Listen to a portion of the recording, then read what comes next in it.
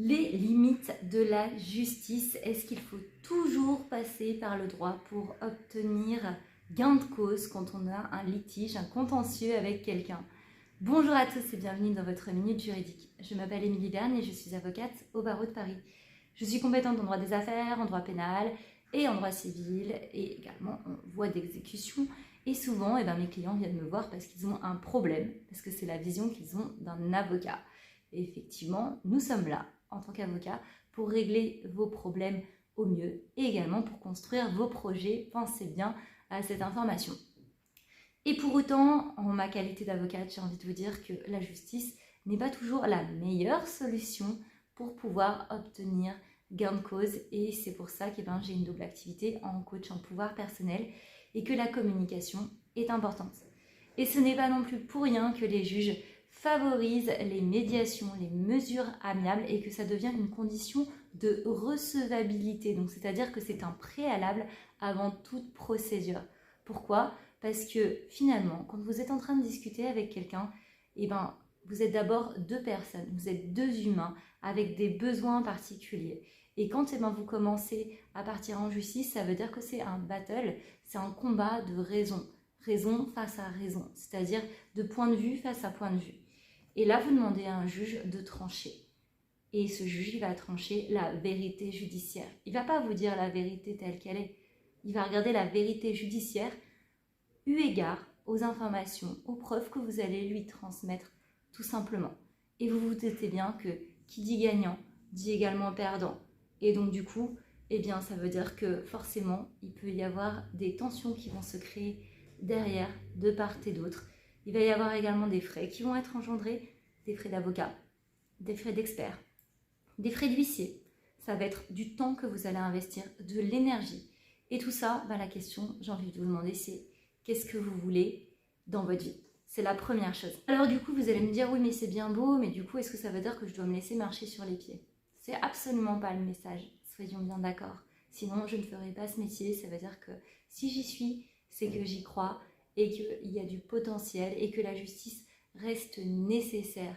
Maintenant, soyons bien d'accord. Vous avez le droit, vous avez également la voie amiable, vous avez également la voie contentieuse. Et tout ça, ce sont des steps en fonction de la manière dont vous pouvez résoudre la situation. Et bien souvent, quand on a une situation qui est un peu complexe, on a envie d'avoir raison. Et d'ailleurs, on n'a pas le coq comme symbole, nous les Français, pour rien.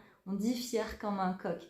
Alors, ça n'appartient qu'à moi, cette petite boutade, mais j'ai envie de vous dire, je trouve qu'on le porte très bien. Et d'ailleurs, d'après les études sociologiques, on remarque que ce sont les Français qui font partie des personnes les plus belliqueuses et qui ont un taux, on va dire, de recours aux tribunaux qui est vraiment le plus important.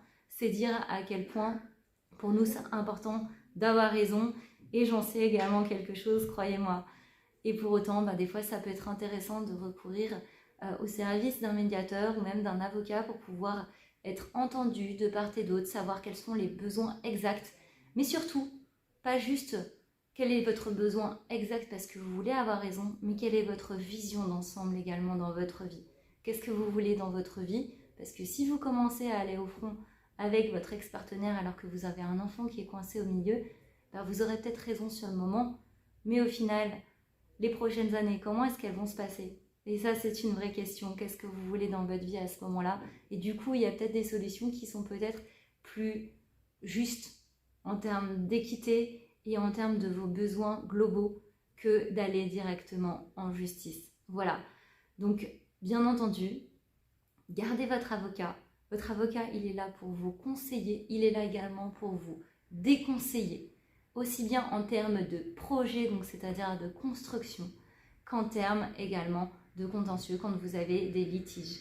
Et là, son travail, c'est effectivement de regarder votre vision globale, de vous écouter, de s'intéresser à vous pour savoir quels sont vos besoins et quelle est la stratégie la plus intéressante, la plus optimale, la plus efficace pour vous.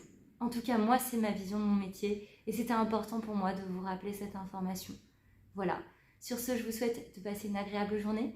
Si vous avez des questions, sachez que je reste disponible. Je vous invite à regarder mes conditions d'intervention car ça reste mon métier et je vous remercie pour cette compréhension.